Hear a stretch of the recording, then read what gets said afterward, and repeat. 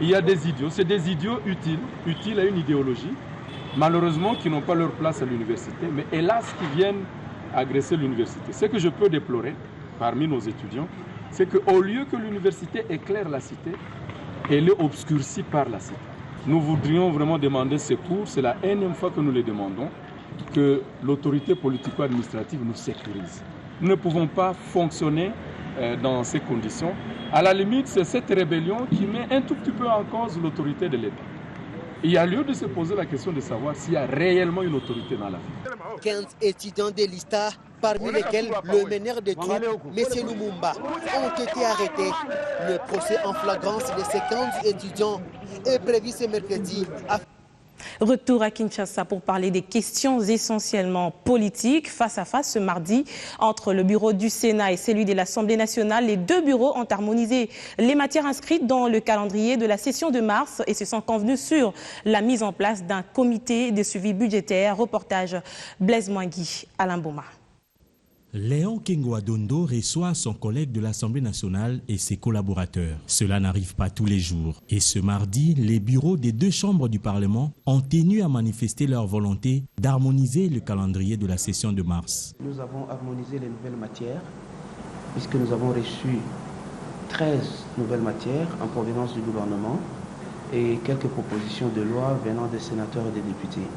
Donc il était question qu'on se répartisse pour une célérité de travail, qu'on se répartisse les matières pour savoir lesquelles sont en premier traitement à l'Assemblée nationale et lesquelles sont en traitement au Sénat. Nous sommes arrivés à un compromis où nous avons fait 50% des matières. Crise financière internationale oblige, les deux bureaux vont mettre en place un comité de suivi budgétaire. Les deux bureaux se sont mis d'accord à mettre en place une commission de suivi budgétaire, de sorte à ce que nous soyons capables d'accompagner le gouvernement dans l'exécution de ce budget. Aubin Minakou et Léon Kengwa-Dondo ne sont pas restés indifférents face aux attentats qui ont secoué Bruxelles. Le Parlement dit compatir avec le peuple belge. Et juste après cette rencontre, une plénière s'est déroulée à la Chambre basse du Parlement. Les députés nationaux ont adopté la ratification de l'accord de prêt de la BAD pour les infrastructures dans les Kasaï. C'est un motif de fierté pour nous autres. C'est pour l'intérêt de la République, bien sûr. Nous en sommes très contents, très fiers. Nous venons de ratifier les 10 protocoles. Je pense qu'il y va de l'intérêt de tout chacun de nous.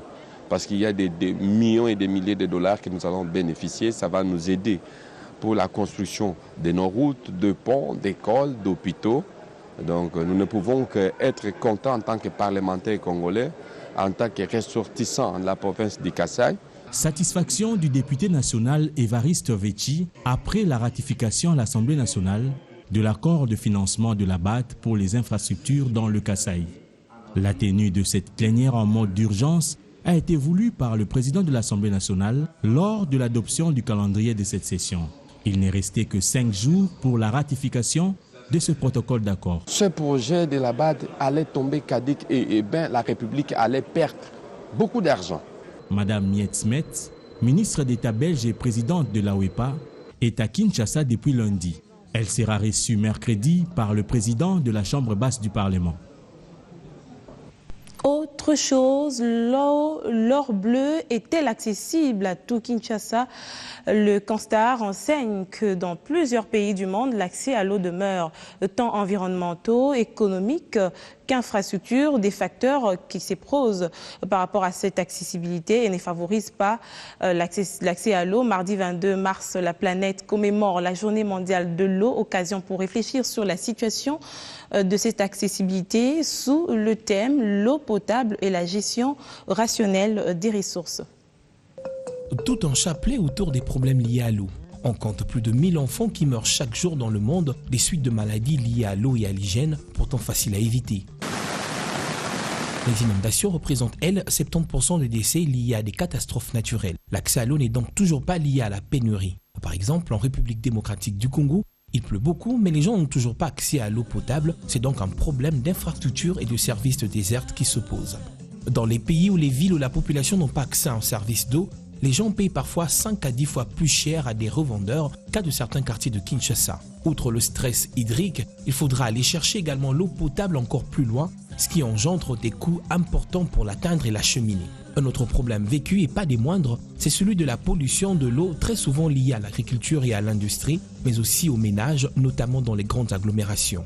L'accès à l'eau pour tous, objectif de développement durable ODD fixé par le Programme des Nations Unies pour le développement pour 2030 est encore loin. Aujourd'hui, plus de 1,8 milliard de personnes sont encore privées d'eau propre à la consommation et 700 millions n'ont toujours pas accès à l'eau. Surtout en 2030, le stress hydrique concernera 40% de la population mondiale. Le stress hydrique à pénurie d'eau va donc s'accentuer en raison du réchauffement climatique, mais aussi par la faute de plusieurs modes de consommation qui utilisent régulièrement de plus en plus d'eau douce. C'est le cas autour de la Méditerranée où les ressources en eau se dégradent. Il faudra donc dessaler les sources pour usage précis. Une prise de conscience planétaire s'avère ainsi nécessaire pour mieux gérer cette ressource mise à mal par l'activité humaine et le réchauffement climatique. Le problème de l'accès à l'eau reste réel et se pose avec acuité dans certains coins de la capitale, cas de la commune de Ngaliema, où s'approvisionner en eau est un casse-tête, mais aussi la qualité est remise en cause par la population. Et 1, 2, 3 marches à pied, véritable chemin de calvaire pour ces femmes et ces enfants, obligés de parcourir des kilomètres au quotidien pour s'approvisionner en eau. Nous sommes au quartier Sangamamba dans la commune de Ngaliema.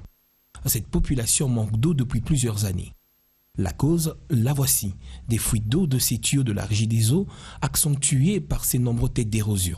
Tout le monde vient puiser de l'eau ici parce qu'il n'y a pas de robinet, il n'y a pas de route. Ça fait 4 ans que l'eau ne coule pas. Véritable parcours de titan, activité quotidienne pour ces derniers. Et du coup, tous se rabattent sur cette source hydrique de mauvaise qualité. Que faire? Ils n'ont pas de choix, consommer au détriment de leur santé. On a vraiment besoin de l'eau. Nous souffrons pour en avoir. S'il ne pleut pas, c'est difficile pour avoir de l'eau. Pour subvenir aux besoins, des conditions de fourniture ne sont pas bonnes.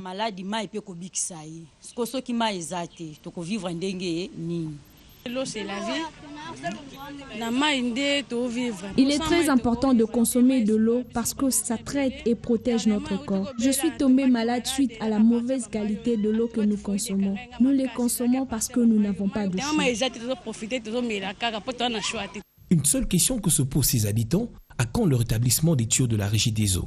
Un seul souhait, la consommation de l'eau potable. L'eau aide quelqu'un à purifier l'organisme. Une eau qui n'est pas saine.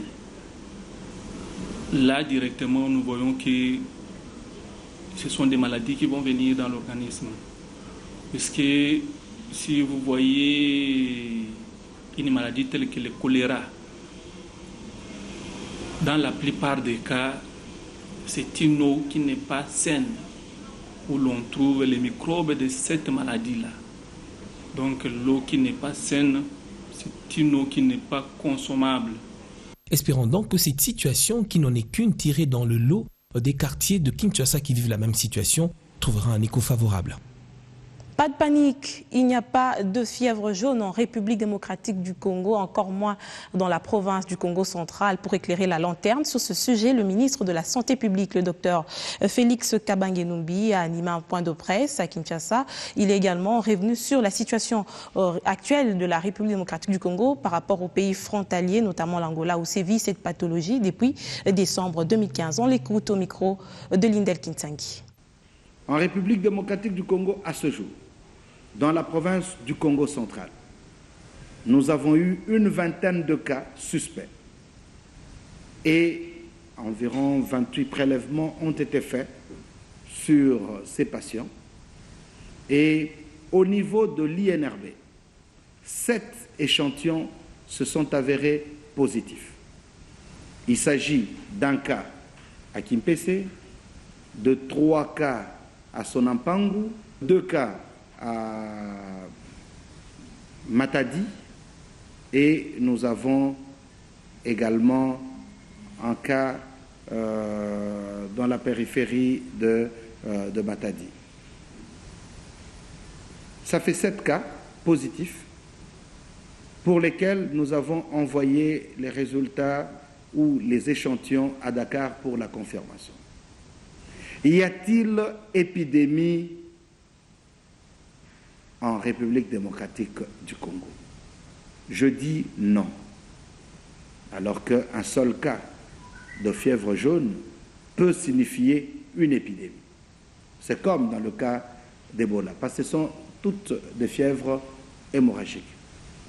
Pourquoi je dis qu'il n'y a pas épidémie et que la RDC n'a pas déclaré d'épidémie? Parce que nous avons les fiches des 7 patients pour qui le test s'est révélé positif. Les 7 patients ont une histoire d'un séjour récent en Angola. Même si Dakar confirmait que c'est positif, nous ne déclarerons pas l'épidémie parce que ce sont des cas d'importation. Voilà pourquoi nous invitons la population à des mesures de lutte anti-vectorielle. Aujourd'hui, nous devons nous battre pour assainir notre milieu. Nous devons nous battre pour éviter la stagnation des eaux, de pluie ou de toutes sortes d'eau, qu'il s'agisse des flaques dans les maisons ou dans les parcelles, qu'il s'agisse de l'eau qui stagne dans des pneus, dans des pots de fleurs ou dans n'importe quel endroit. Nous devons assainir nos milieux. J'invite la population et les familles à dormir et à faire dormir toute la famille sous la moustiquaire imprégnée d'insecticides à longue durée. Santé, toujours, la lutte contre le cancer de l'utérus a fait l'objet d'une matinée scientifique organisée ce mardi par l'UNFPA en collaboration avec la Fondation Mutombo Dikembe. À cette occasion, les orateurs venus des États-Unis et ceux de la République démocratique du Congo ont brossé l'état des lieux de cette pathologie en proposant des solutions durables. La RDC est l'un des pays où le taux de cancer de col et la mortalité due au cancer utérien sont le plus élevés. Et malheureusement, la prise en charge pose problème. À cela s'ajoute le bout d'or dans l'exécution du programme national de lutte contre cette calamité. Les scientifiques refusent de rester passifs. Ils ont décidé de mener une réflexion profonde pour démontrer l'ampleur de cette pathologie et surtout édicter un plan de contingente fixant les stratégies de prévention et les codes de traitement. Les estimations actuelles indiquent que c'est le cancer le plus fréquent chez les femmes en RDC. C'est dire que c'est un fléau silencieux qui fait des ravages dans ce beau pays. Il faut éviter les rapports sexuels précoces. Deuxièmement, éviter d'avoir des partenaires multiples. C'est-à-dire qu'il faut rester avec une seule personne. Et si on reste avec une seule personne, on a moins de risques d'entrer en contact avec ces virus-là. On doit mettre un accent particulier sur la vaccination, sur les dépistages. Pour sa part, le chairman de la fondation Dikembe Mutombo promet une prise en charge des femmes congolaises. On a déjà un peu de fonds pour démarrer le projet avec le soutien de l'UNFPA et du ministère de la Santé. On va commencer le projet au mois de juillet. Je crois que les premières initiatives avec les 5000 mamans sera gratuite, pas même $1. C'est qu'on va essayer d'établir un prix là à fond. L'expertise du professeur américain Grace Beck-Parham et d'autres spécialistes congolais se conjugueront en synergie pour préserver le milieu de femmes congolaises qui sont à la portée des cancers de col utérin, a affirmé le secrétaire général à la santé. Dépistage des cancers du sein et du col de l'utérus encore, ainsi que la sensibilisation des femmes sur les valeurs ancestrales du peuple de la sagesse Oyo. Voilà des thèmes abordés hier par le Parti du peuple pour la reconstruction et la démocratie avant le lancement de la campagne des consultations gratuites de cancer du sein et du col de l'utérus. Une démarche qui renseigne l'appui du Parti du peuple pour la reconstruction et la démocratie dans la lutte contre le cancer du sein et du col de l'utérus. À travers cette campagne de consultations gratuites, le parti présidentiel veut éradiquer ce fléau en République démocratique du Congo où les chiffres attestent un nombre d'environ 200 000 femmes qui meurent chaque année des suites du cancer du col de l'utérus. Nous faisons un travail que doit faire un parti politique, c'est participer au bien-être de la population et de tous ses membres par la formation, mais aussi par la prise en charge des problèmes qui les assaillent. La question du cancer du col de l'utérus devient un problème de santé publique. Donc tout ce qui est conçu pour pouvoir éviter que cela n'arrive, il y a notamment le dépistage. Nous avons donc conçu de contacter les médecins de notre parti, pour la plupart des gynécologues, qui vont faire donc des consultations gratuites pendant 10 jours pour le moment, afin de détecter ce cancer du col de l'utérus, s'il y a au début, quelles sont les mesures qu'on peut prendre en cours de route. Une initiative de l'association savante de santé publique du PPRD, fortement saluée par les bénéficiaires. Merci. Vous savez qu'en République démocratique du Congo, les femmes sont à 52%. Et nous avons besoin de telles initiatives par rapport aux femmes. Mais bien avant le lancement de cette campagne de dépistage du cancer du sein et du col utérin, le secrétaire général du PPRD a pris part à une séance de sensibilisation sur les valeurs ancestrales de la sagesse Oyo de la province du Congo central dans la résolution de conflits. Une activité organisée par les musées nationaux. Nous avons voulu insister sur la culture Oyo parce que la culture Oyo utilise un langage de couvercle à proverbe. Parce que la femme dans la société n'avait pas de paroles. Elle avait une parole, mais une parole agissante au travers des signes, au travers justement un langage proverbial, un langage de sagesse. Ça doit servir parce que la femme peut insuffler des choses importantes, des solutions importantes au travers de l'homme. Ces activités sont inscrites dans le cadre du mois de mars, mois dédié à la femme, notamment pour ce parti qui entend s'impliquer dans les enjeux de la société. C'est autour du thème la douane au féminin. Osons, nous pouvons que les femmes de la DGDA ont célébré le mois de mars dédié à la femme sur toute l'étendue de la République démocratique du Congo. Durant 2 jours, ces femmes douanières ont échangé sur des sujets importants pour le développement de leur entreprise. Une assise de 2 jours qui témoigne la volonté des femmes de la DGDA de marquer leur implication durant ce mois de la femme. Pour affirmer leur présence, ces femmes se sont mises à l'école de la sensibilisation sur des sujets liés à leur métier et qui permettront une remise à niveau avérée. D'où le thème « La douane au féminin, osons, nous pouvons ». La douane au féminin, osons, nous pouvons, thème de nos journées de réflexion, est à la fois un devoir et une interpellation pour nous tous, car pour que la nation atteigne le développement voulu, il y a nécessité que les hommes et les femmes conjuguent ensemble leurs efforts. Vous, femmes douanières, vous avez osé et vous pouvez. Vous pouvez mieux faire et même aller au-delà où on vous attend le moins. Vous êtes le moteur turbo de l'augmentation de recettes douanières. Des sujets abordés qui dégagent notamment des notions d'éthique professionnelle, du code des douanes, du tarif douanier et de l'origine de la marchandise. Des notions de douane qui donneront accès à ces femmes de jouir pleinement de leur rôle dans ce domaine. Cette journée qui est célébrée dans le monde entier offre à la femme l'occasion d'évaluer les progrès réalisés en ce qui concerne la promotion de ses droits. Je voudrais vous féliciter pour votre initiative d'organiser 2 journées de sensibilisation des femmes douanières et d'avoir choisi différents sujets qui cadrent avec la fonction du douanier et de la douanière. Je vous demande de jouer dans l'exercice de vos fonctions un rôle moteur dans la promotion et le règne de l'éthique professionnelle au sein de la communauté douanière à laquelle vous appartenez. Réunies au sein de l'Association des femmes douanières, ces participantes ont reçu au terme de cette formation un certificat, preuve que désormais ces femmes sont engagées pour élever la douane en RDC.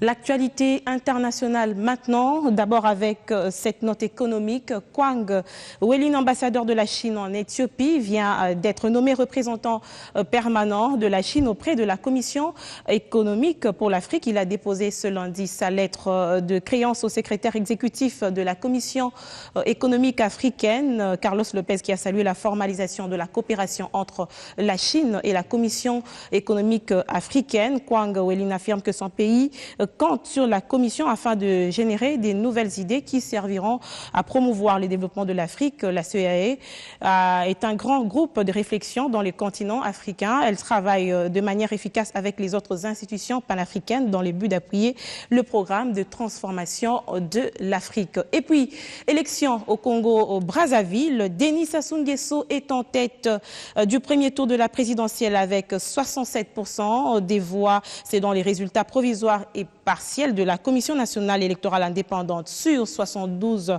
des 111 districts et arrondissements du pays, à l'exception de la ville de Pointe-Noire. Guy Brice Parfait Kolelas est à 16,8% et le général Mokoko à 7,5%. La participation s'élève quant à elle à 65,74%. C'est une tragédie qui s'abat sur la Belgique. Bruxelles, sa capitale, touchée ce mardi par des attaques terroristes. 2 pôles d'attraction ont été atteints lors de cette matinée désastreuse revendiquée par l'organisation de l'État islamique. Le chaos d'abord à Zaventem, l'aéroport de Bruxelles, et par la suite dans une station de métro. Une scène chaotique qui dégage quelques heures après un bilan provisoire de près de 34 morts, et selon le gouvernement belge. Reportage Steve Mbouy.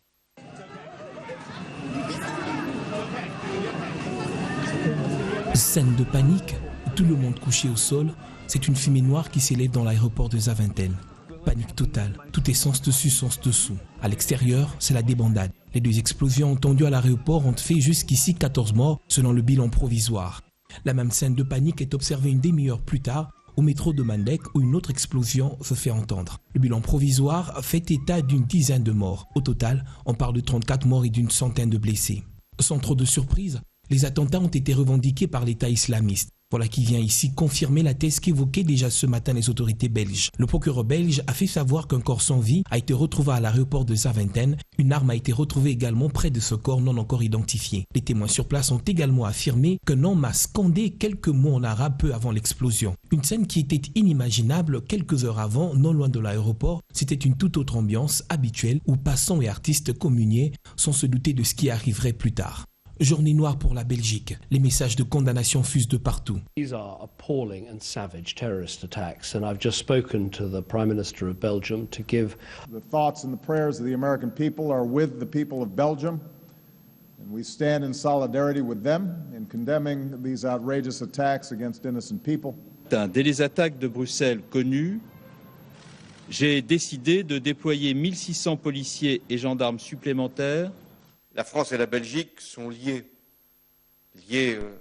par l'horreur que nous venons une fois encore de partager. Le CAM a adapté son évaluation de la menace pour l'amener au niveau 4, en conséquence de quoi une série de mesures de sécurité additionnelles sont en ce moment prises. Des renforts militaires sont déployés, des renforcements des contrôles aux frontières sont décidés, et des mesures particulières de restriction pour les transports en commun sont également mises en œuvre en ce moment. Et déjà, en début d'après-midi, une minute de silence a été observée en mémoire des disparus. C'est donc là une journée qui restera gravée dans la mémoire des Belges et de toute l'Europe. Et après ces incidents malheureux survenus à Bruxelles, ce mardi, Dieu merci Mbokani, Cédric Bakambu et Rifi Mandanda, qui s'apprêtaient à rejoindre la capitale de la République démocratique du Congo à partir de la Belgique, sont sains et saufs. Ils sont attendus très bientôt à Kinshasa. Les 23 léopards sur les 27 appelés à rejoindre la sélection nationale ont rehaussé leurs crampons ce mardi au cours de la première séance d'entraînement au stade des Martyrs. Dieu merci Mbokani, Cédric Bakambu et Rifi Mandanda sont sains et saufs après les incidents malheureux survenus à Bruxelles ce matin. Présents à l'aéroport des Zaventem lors de cette matinée noire où s'est produite une attaque terroriste. Les 3 joueurs congolais répondaient à l'appel de la sélection. Ils sont attendus dans les heures qui suivent à Kinshasa. Avec les arrivées de ces 3 joueurs évoluant à l'étranger, l'effectif sera au grand complet. Le reste de l'effectif, 23 au total, déjà à Kinshasa, ont assisté à leur première séance d'entraînement au stade des Martyrs avec en son sein le néo-léopard, l'attaquant Beni Kafobé. Quelle que soit la tactique, il faudra gagner. On va travailler pour mettre le meilleur trio possible avec des joueurs offensifs. Peut-être que ça sera une équipe ici au Congo, une autre à Luanda. 2 rencontres à enjeu de taille au rendez-vous le 26 à Kinshasa et le 29 mars à Luanda. Les Léopards sont déterminés à se hisser en première place du groupe B que les Palancas Negras d'Angola occupent. Les poulains de Florent Ibenge Ikwange partent avec un sérieux ascendant psychologique au regard de l'effectif qu'ils regorgent. Et en bref, pour finir encore le sport, sachez que l'équipe congolaise de la Diana, qualifiée pour les 8e des finales de la compétition des écoles de football Viareggio en taille en Italie, plutôt une qualification acquise après le match nul concédé face à l'AC Milan lors de la 3e journée. L'équipe sera sûre de la bonne sortie à l'issue de cette compétition. Arrivé, l'effectif sera au complet. Les Léopards sont déterminés de hisser. C'est plutôt Diana qui est déterminé de hisser le drapeau de la République démocratique du Congo en Italie. Madame, Messieurs, merci de votre fidélité à nos éditions d'actualité. Je vous retrouve demain.